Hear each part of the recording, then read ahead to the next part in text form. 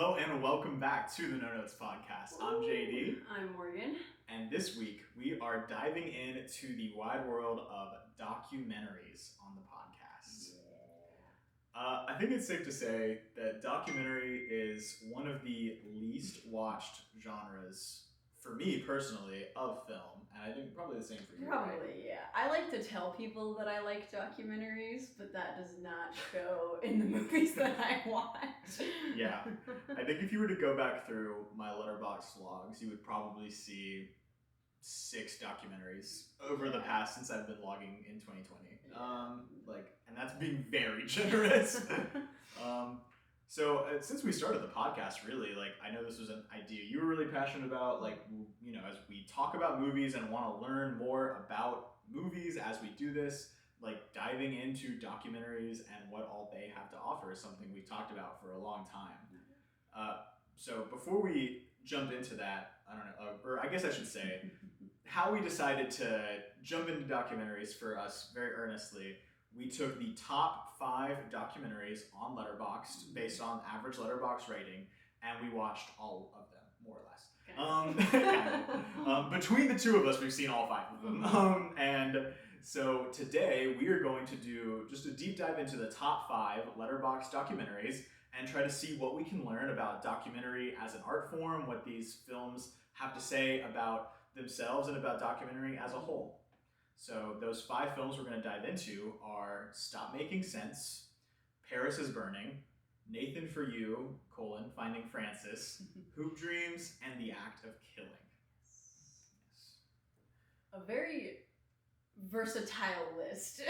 Truly. For sure. Yeah. These movies have almost nothing in common aside from the fact that they're nonfiction. They're documentaries. So I guess just to jump into the beginning of the conversation, Morgan, when we say documentary, what are you thinking of? What are the first things that come to mind? I'm a big fan of a true crime documentary. Okay, yeah. Haven't seen very many, but the few I have seen I really enjoy. I probably watched the most documentaries during COVID when Tiger King and the 2 Fyre Fest documentaries came out, and I think I really like the catch kind of documentaries. We're not really documenting anything more here. We're just putting on a show, and I love those. Totally. Probably my favorite documentary I've ever seen is Exit Through the Gift Shop, which is a film that someone was making about Banksy, trying to find him and talk about graffiti, and then Banksy takes over the documentary and makes it about just graffiti, and it's pretty old and fun, and it's Exit Through the Gift Shop, and it's all about people making money off of art that's supposed to be for everyone, that kind of vibe. It's really cool, really fun. If you haven't seen it, you should watch it. I think I will, yeah. So that's probably my full extent of documentary. I'm sure I've seen more than that. I've seen some ocean ones. I think I watched My Octopus Teacher when it won the Oscar, and so a few other ones, but those are the ones that stick out to me, are the really fun, I'm not learning anything. So, what about you? And I'm a big sports guy, as we talked about on the pod before, and so ESPN did 30 for 30 a couple years ago, and the 30 for 30s was sort of for a long time was the only awareness I had of documentary, and it was basically I don't know, they're not feature length, most of them, and so it's just these cool little sports stories, and they talk to there was one about Bo Jackson that I watched. I'm an Auburn fan. I've seen the Bo Jackson. Tanya Harding one. Yeah, I remember that vividly from my childhood. That's hilarious. And Netflix has kind of picked up the 30 for 30 baton. They've been doing this Untold series. They just did one about an old Titans quarterback who was mysteriously murdered. I haven't watched it yet, but I'm really excited to see it. And so sports documentary was kind of the main avenue that I knew for a long time. Another more niche interest of mine is abandoned theme park rides. Nice. If you know anything about my family, big Disney people. My parents love the Disney parks, and so I went a lot as a child. And Defunct Land, the YouTube channel, has Yes, I've heard of become this. one of my favorite things to watch. He makes videos about old or abandoned Disney and other theme park rides, and he's made a couple feature-length documentaries on YouTube. Like, he is basically fully self-funded. He started out making short-form videos about old rides and has since expanded. He's made 3, I think, feature documentaries that all revolve around like the world of like Disney or theme parks, and they're fascinating. And the best one he's made was this, like, it's an hour-and-a-half examination of the Fast Pass system that Disney's done. And so things like that, like, I guess they're a lot more niche into my specific interests or awareness, but I've found a lot of enjoyment from documentaries like that. I've also seen 13th. I watched that for school, which is a really fantastic documentary about the 13th Amendment and the way it's expanded into the justice system. Super interesting, and a couple like ocean ones as well. Yeah. So we love an ocean. Love a good ocean doc. Also, I would like to say, I know that this is not widely accepted as documentaries, but I love reality TVs. And I think that reality TV series are basically documentaries. And so I watch all of those. I count those. When I say I love documentary, I mean I love watching like, Love is Blind. Yeah, okay, fair. It's like The Real Housewives or something. Like, is that your? Not quite that far. I like a Survivor, that kind of vibe. Yeah, I guess that's fair, because I love like cooking shows. Is also another, you know. They're documentaries, just in their own little. It's like, yeah, you know, it's pouch. It's Giada teaching me how to make pasta. That's a documentary. Yeah. So now that we've kind of given our documentary bona fides, why don't we just dive on into the Letterboxd top 5? Some real documentaries. Some of them. I think maybe an interesting one to start with would be Hoop Dreams. This was number 4 on the Letterboxd list. We're kind of going to bounce around the order a little bit. Number 4 on the Letterboxd was Hoop Dreams. This is you watched most of this one, you said? I watched maybe an hour and a half of this one. I watched the whole thing. This was a 3-hour documentary. Long documentary, but it's so fascinating. It's about these 2 young men in Chicago, and it follows them throughout their high school lives as they play basketball and try to like make it to the NBA. And I think this is probably the most like what you think of as a documentary on this list. Would you agree? Yeah, like the monotone narrator, the like cut-ins of like zooming in on a photo, like that kind of thing. Absolutely. So I mean, some of the cliches that you see with the documentary, you like hit them on the head perfectly.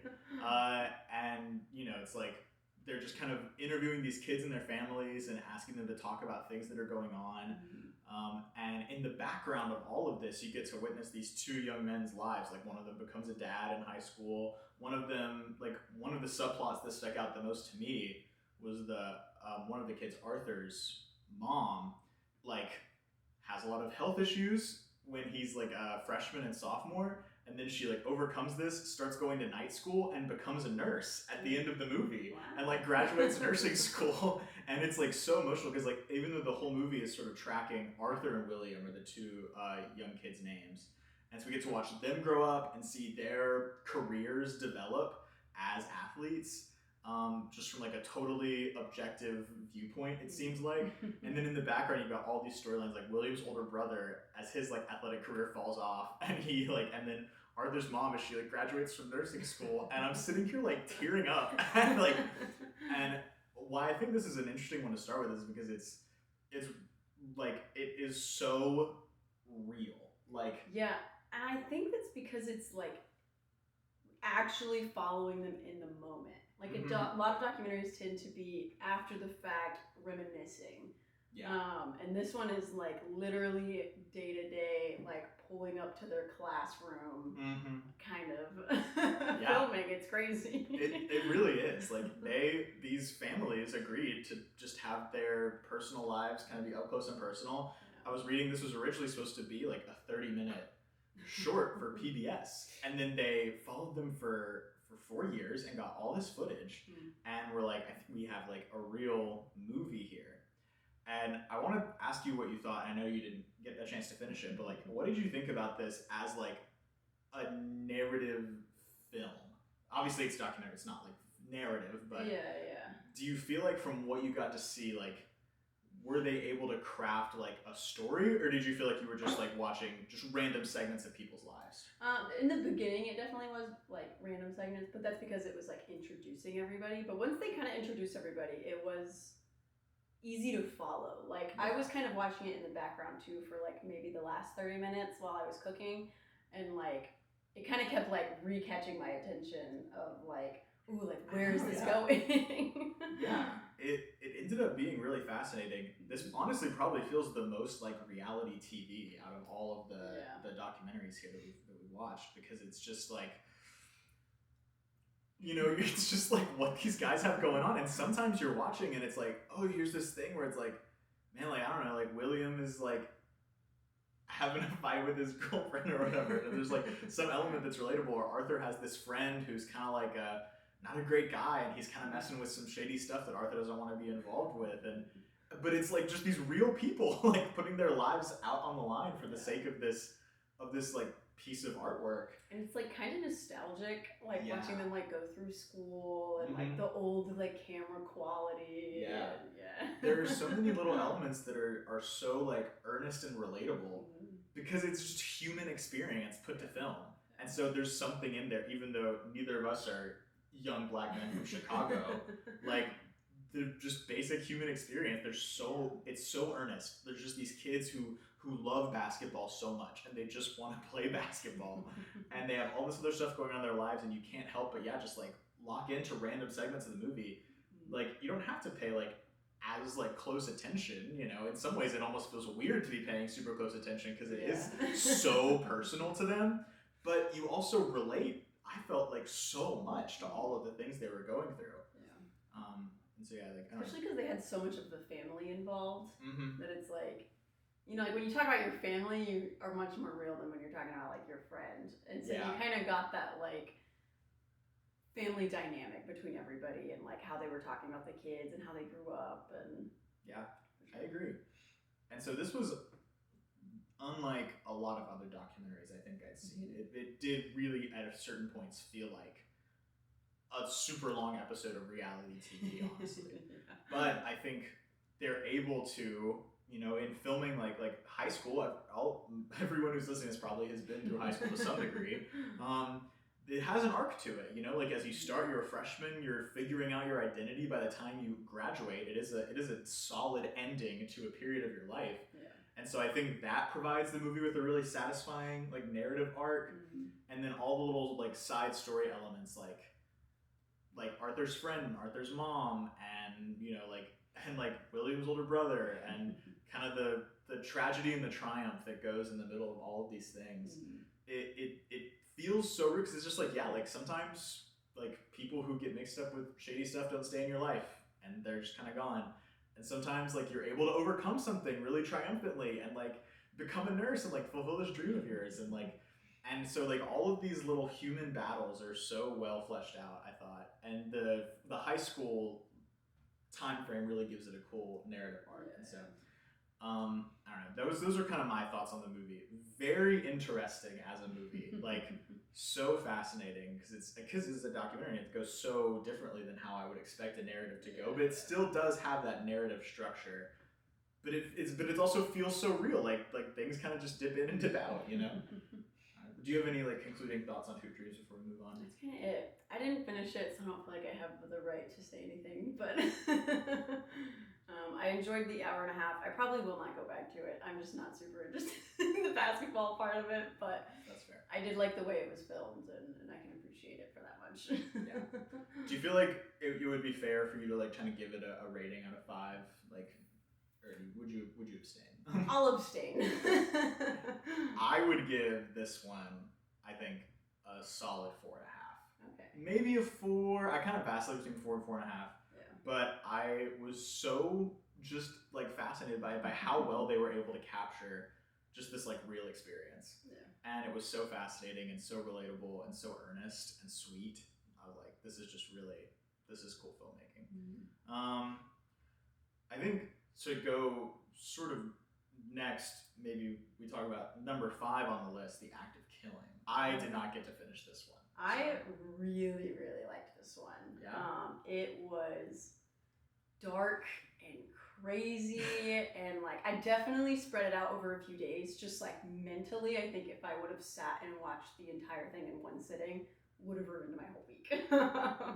It is intense, super intense. My stomach hurt watching this movie. Yeah. Like, it is, and it's like beautiful. I think a lot of times documentaries will sometimes have something really interesting they're talking about, but not show it in a compelling way, or like it's just like kind of interviews and people are talking about it and it's kind of like this flashback.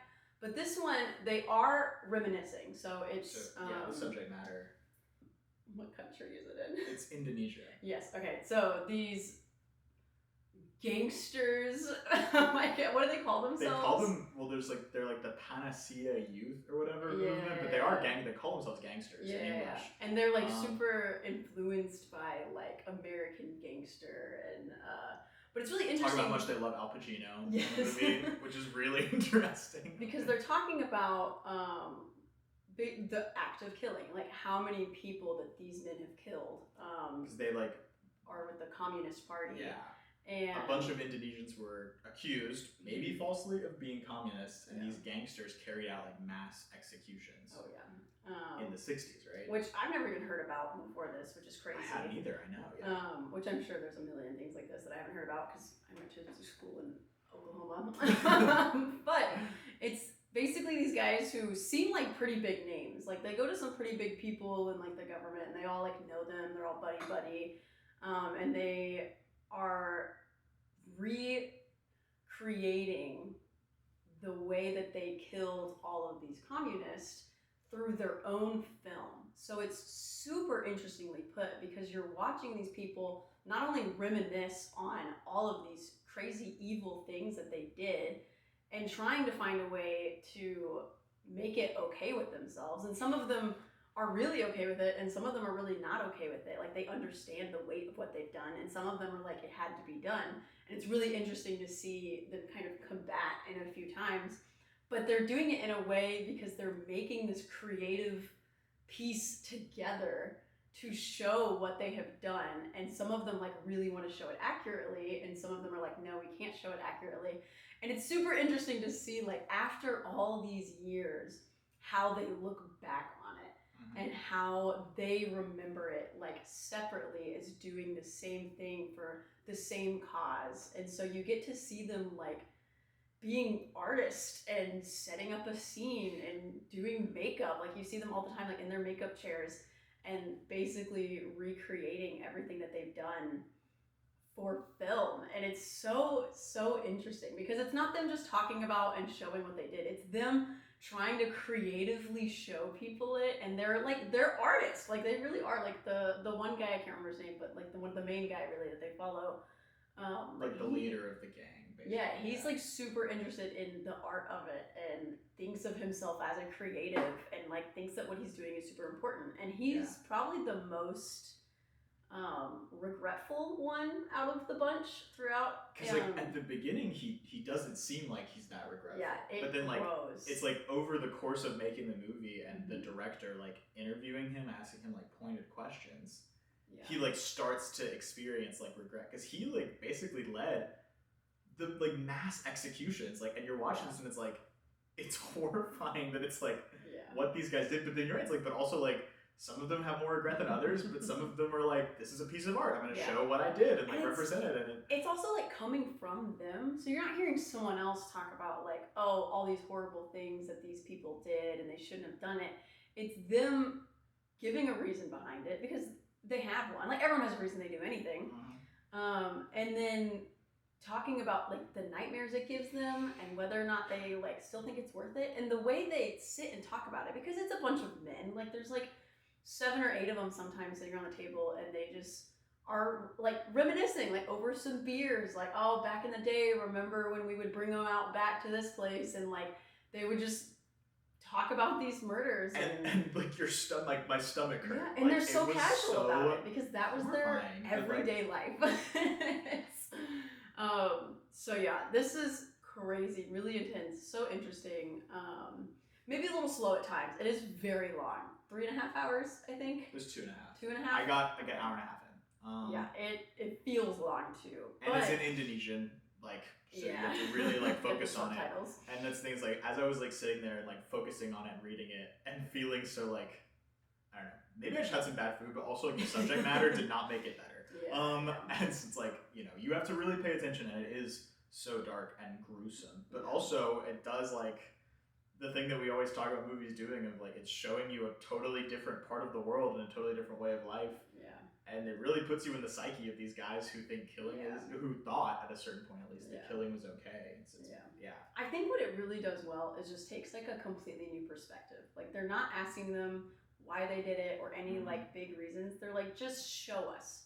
Like show us what you did and how you remember it. And they just create this film. And it's like, I don't know. It's so interesting. I've never seen anything like it. I really, really enjoyed it. Enjoy is a weird word to say. It was really interesting and like life-changing, I feel like, to watch. And beautiful. Like they set up these scenes in like a beautiful way of like these terrible things. And as you get further into it, they start comparing it to these like propaganda films that they were showed as children, and which are also horrifying. Yeah, just as bad. But yeah, really interesting because watch it. Like if you could, like if I didn't have the subtitles and I was just watching these men like hang out and drink a beer and talk in Indonesian that I didn't understand, like it sounds like they're just like, oh, the good old days. So they're like laughing. They're like showing it. Like sometimes they'll like stand up and like there's this scene they're all standing around a table and they're like joking and laughing about it and talking about what happened, and they're like, oh yeah, we used to do that. And then they would just like recreate it, and they'd like get the chair and like pretend to hit someone, and like they're like laughing about it. It's like these guys aren't just like recreating like something that they saw in a movie. Like these guys did this to real people. Like they are experiencing this again, and it's bringing back like things. And yeah, it's just really beautiful because you do have like almost two main characters, and the one is really, I don't know if regretful, but he like has nightmares and he kind of looks back on it with more regret. And then the other guy is more like, it's just what happened. And like, I just want to represent it well. And yeah, like early in the movie, they're having this scene where in the makeup chairs, and the one who's like very like who has the nightmares is talking about like, it's never a good thing. Like we did it. Like he's like, I found a way to justify it with myself, but I know it wasn't good. And the other guy's like, like don't say that in front of the cameras, bro. Like we did what we had to do. It's just like, oh, like you really get like a sense of their like psyches and how like people are, because it is beautiful in that way. It's like they were able to capture this like side of humanity that like often does not get put to any kind of film. And they also like relate it to like American movies, and they loved watching this violence in American films, and they would recreate the killings that they saw. And it's like I mean, you could talk about this movie for 10 hours, and just every little thing that happens in it, you're just like, you need to like stop and really think about it. And I think watching it over a few days like really did that for me. Like I would watch it and like I just thought about it all day long, and there were so many little things that kept coming back up. I really want to go back and finish it. Yeah. So it's also beautiful. The music is really interesting. It really does tell like a full story. You get to watch them rewatch the scenes that they're creating, like they're the directors. Give like feedback on it. It's super interesting. It's a really, really beautiful, if you can call it that, way to tell these guys' story. And letting them tell their story. But also like you can just kind of see their journey of like how, like not only just reminiscing on it, but like truly how do they want other people to see this. And I think that's what makes it really interesting. I talk about that forever, but it's a really great documentary. It does so many things in so many ways that just I don't think anyone has ever done before. And that you could really only do in documentary, right? Like, yeah, absolutely. So out of 5, what do you feel like? Where do you feel like you land? I think I gave it a 4.5 out of 5. I would almost give it a 5. Now talking about it again, it's just so interesting, and it's just so unique. I think that's where I'm landing. Is like they could have told the same story in so many ways, and just the idea of letting them be creatives and tell their story through a film while making a film about it, it's just like, it sounds insane, but works so well for like psychologically getting them to say the things that he wants to hear them say. Because like the typical thing would just be like, sit in front of a camera, I ask you questions, you give me an answer. But it's like this creative, like collaborative process, and that ends up getting probably something that's way more interesting and way more human. Yeah, because then they're like invested in it and they really care about it. It's just really cool. It was really, really cool. Definitely 4.5. What? Yeah. Do you want to rate it? I feel like I'd like to finish it. I'm going to abstain from this one as well. Follow us on Letterboxd and you'll see our ratings. So between the 5 of us, we've got them all covered. But yeah, it was so fascinating, and I'm like, I think this conversation would be just even more interested to go back and finish it. So. The next one we're going to go over is the number 2 rated documentary on Letterboxd, which is Paris is Burning. And this one, you did not get a chance to watch. I did not watch this one. This one was an interesting one. I think, so we talked about this on the podcast before, but like the film community as a whole, I think like has a lot of loves and beliefs and opinions that you and I personally would disagree with. We're Christians, and this movie, Paris is Burning, is all about the drag community among African American and Latino individuals in New York City in the 80s. And so there's a degree to which I'm like so fascinated by this, and then a degree to it where I'm like, as a Christian, like a little heartbroken that like, you know, they're like finding their identity in this thing that I would say is not where their identity should be. And so this one was a little bit of a hard watch, honestly, for me. I was like, I think it was definitely designed and meant to be like this deeply empowering movie, and I could definitely see why a lot of people would find it that way. But for me, it was kind of a hard watch. It was a little heartbreaking. However, that being said, like my personal feelings aside, I think this is similarly to the Hoop Dreams and Active Killing, a much more straight up documentary that just goes in and examines these people's lives and shows like the things that they do when they're at the drag ball. And so it like is structured in I think a very creative way, where it like takes you through like the steps of what like a drag performance is, like one by one, and then interviews people along the way and like cuts in between and talks about like what this thing is and what it means to them. And so it's structured in a really interesting way, and then it gives I think a lot of like I learned a lot, like very educational and interesting interviews with individuals who like this means so much to. And there's a degree to which you're like, they have like this community where they are known and loved, and like that seems like a very special thing. And so again, like even my, you know, feelings about it aside, like there is like you watch this and you see like excellent filmmaking and a real like demonstration of a world that is very far from me, similarly to I think the Act of Killing and Hoop Dreams. Yeah, I mean that's like the point of documentary. It's like it's so up close and personal and real with things that you don't know anything about, even if it's, you know, an ocean documentary. Exactly, yeah. It's like, I don't know anything about the ocean. Yeah. And I did want to watch this. I just did not have the time. I know. I think it would be worth watching even a little bit of, just because like I think you really do get to see, like I understand why this is a highly rated documentary. I think it deserves to be from like an objective filmmaking standpoint. Certainly, it's very well made.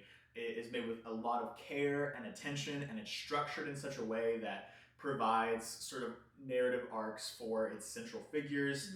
You get very like exposed interviews where people are being very just open and honest about their struggles and about what this community means to them. And I think from that sense, like it delves into this world the same way that like Hoop Dreams and the Act of Killing do in such a raw and visceral way. And I think that's like, as we've talked about, like our documentary experience before this was not about like uncovering new communities or experiences. And I think through this, I've definitely learned a lot and uncovered a lot of new communities and experiences, which is a great thing about film and about documentary, I think. And we'll talk about this at the end as we give our concluding thoughts, but I think Paris is Burning definitely contributes to that, and I think I understand why it's highly rated on Letterboxd for sure. The next one that I want to go over is This is so funny to me that it's even on Letterboxd as a whole. It's Nathan for You, Finding Francis. Yeah. Had you seen this one before? No. Okay. I know Nathan Fielder and like seen him on TikTok and everything, and I love this style of comedy, if you will. Yeah. So it's always been in the back of my head of like, oh, I really want to watch some of his stuff, but I just never have. So this was a great excuse to, and man, was it everything I thought it was going to be in the best way possible. I've been a Nathan Fielder fan since high school. Nathan for You, his TV show, I love, and like he like just is like the most like awkward cringe comedy kind of guy. Yeah. He puts himself in situations where he like goes to help small businesses with these plans that are totally absurd and do like nothing to really help them, and they're so funny and outlandish. But I never watched this like finale movie of his for whatever reason. This is the series finale of his show, but it's a feature-length episode of TV. And so it's on Letterboxd for some reason. And it's the third highest rated documentary on Letterboxd. Yeah. And there's an episode earlier in the show where he like this Bill Gates impersonator, like he hires to like show up at one of the clients he's helping. And then he reconnects with the Bill Gates impersonator to try to help him find his long lost love, right? Yes. Is that a good way to describe it? I believe so, yeah. Yeah. Francis. So what were your thoughts on this? Dude, it's just genius. That was like the one word at the end of it. This is just genius. Like in the same way that every documentary we've talked about is so unique and different in the way of like telling a story, but in its own way. This one like nails that on the spot because totally. it's I mean, how would you describe Nathan for You? It's like he's playing this character, yeah, but like, not really. It's and like you don't an know, exaggerated version of himself. Yeah, you don't really know what's real and what's not. Yeah, but it all feels very real, and it's all making a point in this really roundabout, weird, like way. Like it feels like none of it's real, but it is so real, and that is the best I can put words to describing his art form. I think that's a great way to describe it. Yeah. Like there's one episode of Nathan for You where he's trying to help this company that sells smoke detectors get around some like importation tariffs, basically. And so his pitch to help them like evade these tariffs is to have the smoke alarms, like the beep beep smoke alarms, reclassified as musical instruments because you don't have to pay tariffs on musical instruments, at least not as high. And the way that he does this is he forms a band and he like tries out like several musicians and creates this whole band, like gets like venues for them to play shows, and he hires this really talented electric guitarist. And he makes this electric guitarist play the smoke detector, which is basically like a metronome. It's just like a random smoke detector in the back of this rock song, and they're playing venues all over California, and like he releases CDs and he sells them on the street, and it's just about a smoke detector. Yeah. Like he takes this like small like innocuous problem and pulls it out to these levels that you would never expect, and it makes it so insane. And it's like he's not just doing it because it's silly. Like he's making a point with these. Yes, like, exactly. He's fighting the man. You know, like they're like that's kind of for me what feels like the underlying tone. Maybe not with Finding Francis, but he's like satirizing how absurd like business is basically. Like how insane it is that companies like, look, like we're really trying to like not spend this much money on our smoke detectors. Like, can you like, what can you do? It's like he's like, this is such a ridiculous problem. And so I think with Finding Francis, he takes that same style of humor where like things just get extrapolated to degrees you would never expect. Yeah. But he like kind of like contorts it into this like really somber and sweet meditation on like love and like regret. And it's just beautiful. It's like a constant fight between, like, is this just working out in a really funny, heartfelt way? Because he just puts a lot of thought into it and finds the right people and cares deeply about weird things, or is he just a silly comedian that wants to see how it plays out, and he kind of writes this crazy script and just manipulates his whole environment around him to make it play out? Like, it really goes back and forth between those two things of like, is this really real and caring, and like, does he really want this man to find love, or is he manipulating these what seem like fragile people in moments to like make this comedy thing and make a point? Like, it's a constant, like the whole time I was like, I don't know if I should be laughing at this, or if they're really trying, like, or if it's even real at all. Maybe they're all acting. Like, that's what's crazy about it. And you can never totally tell. No. Like, it's so fascinating, but it like, and like he even like examines like his own stance in that. Like he's questioning his own reality. Yes. And like his like involvement in the exact thing you're describing. And at the whole time it's centered around this guy named Bill who's like been pining over this girl named Frances forever. And it's like, does he even really care about her either? Like, or is it just like this idea of being in love that he's so in love with? Because and then you also like learn as he goes through that this guy like wanted to be an actor, and that's why he moved to LA, and that's why he didn't end up marrying Frances, and that was his big regret, is like he wanted to be famous. And it's like, now he is. Maybe that was his intention with this. Maybe he wasn't in love with Frances. He just wanted a movie made about him, and it worked. And it's like, maybe it was real, and he really did want to like find Frances, and like maybe it like is true. Like, it's just so.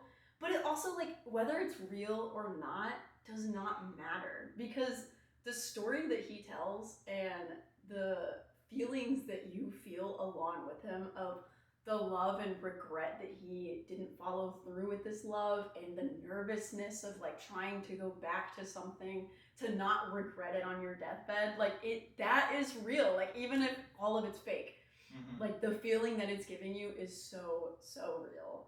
Yeah, it's so fantastic. I really love this movie. So out of 5. 5, easy. Yeah, this was so good.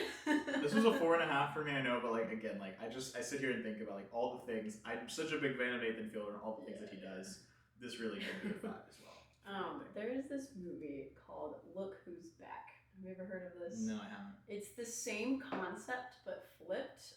It's about a guy who pretends to be Hitler, and he comes back into modern day, and he fakes being Hitler, and they're recording people's reactions to it. Yeah, exactly. They're like recording people's reactions to it, but it's telling this like manipulated story of like how people really feel, and like the influence that someone can have even as a joke. And you like, it's beautiful, it's crazy, the weirdest movie I've ever seen. But yeah, it's like Borat, this like bad grandpa basically does this, where he's like a fake grandpa, but they're getting real reactions. It's the same, like that form of art is just so like manipulated into perfection, and I appreciate it with every ounce of my being. Because that's what's so fascinating about like as much as Borat is this like insane and hilarious and vulgar story, it's also like says a lot about like Americans and like human character. Exactly. Like it's so fascinating for that. And that's like, it's like a reality TV show. Like I really think there's a blurred line between like reality TV and manipulating these people into telling the story that they want to tell, that people are interested in, and these kind of documentaries. Like, there really is not that big of a difference. Just one of them is looked down on because a bunch of teenage girls want to watch The Bachelor or whatever. But I think there's a lot of reality TV that I can really get behind of like, this is really art. Like, no, even if it's not real and they call it reality, like they're telling the story that they want to tell, and a lot of them are like making true points. Like, even something as stupid as Love Is Blind. Like, yeah, it's silly, they're gonna get married, they've never seen each other, but it's like they're saying something about the dating culture that we live in, and like I really think like it is that deep, and people just don't allow it to be. That's my take on reality TV and documentaries. That was a stellar brand. That was awesome. the last movie we're gonna cover today from the Letterboxd Top 5, number 1 Letterboxd documentary. My new favorite movie? ? Stop Making Sense.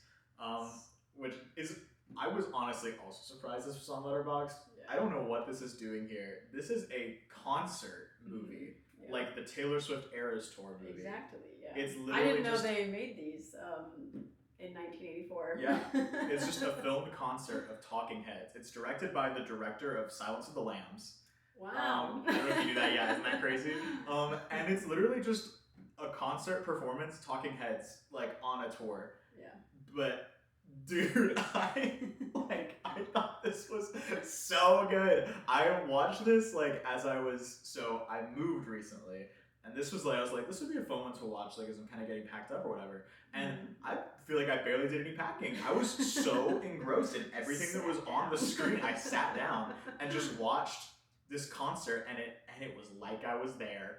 It was so joyous and fun and vibrant and silly, and the songs were awesome, and I was like, I've been vibing out to this playlist ever since. Like, I liked Talking Heads before. I knew maybe 4 of the songs of the 15 or so songs in this movie, but I thought this was just like the funnest movie like maybe ever. And like I had so much fun and joy watching this movie, and I was like, I don't even know if it really classifies as a documentary because it's not really telling a story, it's just a filmed concert. Yeah.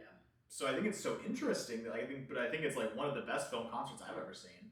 Yeah. And I think that is why it's probably so highly rated on Letterboxd. But like, yeah, I don't know. So what were your thoughts on Stop Making Sense? I really enjoyed it. I also was just alone in my living room and watched this. Well, I watched it specifically in my living room because I was like, I want the sound bar, because if it's a concert, like the sound's obviously important. Like I'm not gonna watch it on my laptop, so I did the due diligence. Put it on the projector, watched it with the sound bar, and I just sat and I had a little tea and I just watched the concert, and it was so fun. And I love concerts. I think concerts is one of the greatest forms of art and human beings coming together. I think they're beautiful. I never agree. Not cried going to a concert. I love them. And I've always thought concert films were always kind of iffy for me. Do we really need to film it? It kind of, it's the same way that uppity people about Broadway shows are it's a one-time experience. Don't film it and release it to the public. But I think I really loved that they filmed it, and I got to watch this. I wasn't even alive when this concert went on, and I got to sit 1984 and enjoy it in my living room, so far after. And I knew some of the songs, and I didn't know the band name, but I was oh, I know these. And so it was super interesting. They don't announce it either. They just drop you in. They don't tell you we're the Talking Heads. And they're it's not it is. It's kind of set up they know that they're recording this. It doesn't feel 100% a concert. He's not talking to the crowd. It's a show. It's constant music. There's never a break. Yeah. He comes out and then the concert builds around him, and then they're just which is so cool too. It's a super cool concert. Visually so fascinating. There's always something cool and creative going on. Yeah. And there's one song, it was the Tom Tom Club, that he left, and then he comes back on and he's wearing this massive suit. And it's just why? There's no reason. It's just fun. Yeah. It's chaos, controlled chaos and joy. And I really like this. I do think part of me is this was a 10 out of 10 concert, 5 out of 10 documentary, because which is fair. But also it was 84. People probably didn't watch. They weren't gonna make money off of this in the theaters like Taylor Swift was. So I'm I keep thinking oh, there's so many cooler ways they could have filmed this part. But then I'm then that would have taken away from the live experience. So I kind of have this fight in my head of oh, they really could have gone all out with just recording a performance. And but then that takes away from it being this documentary concert. So I don't know which one I would prefer. I feel I've seen both in concert films that I've seen. But this one's just really fun. I can definitely see why it's on here. And I do think I do want to ask is it a documentary?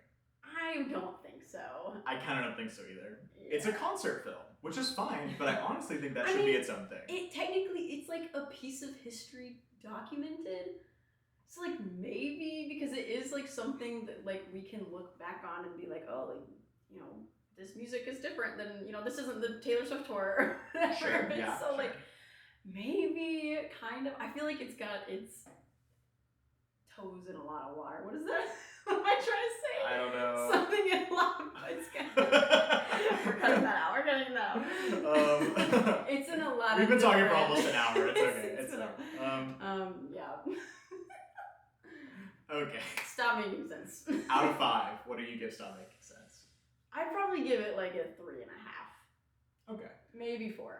I give this a 5, but I will say I don't think this is a documentary. I think it's a concert film. I think that distinction ought to be made, and maybe that could be a future episode we do. Yeah. Whenever Taylor Swift does her next concert film. Yeah.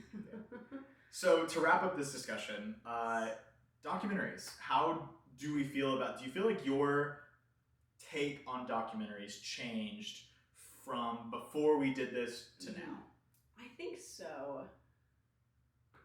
Well, one, I just know more about, especially like that these are the most popular ones and that they're so different, I think says a lot that like documentary is just like such an interesting way to make film. Yeah. And I think I've always like appreciated the act of documenting real life and like the meaning that it puts into some random niche group of people. But I know I always say like, but I'm gonna watch more after this. But it's just sometimes it's just hard to get through something. I do think documentaries are hit or miss.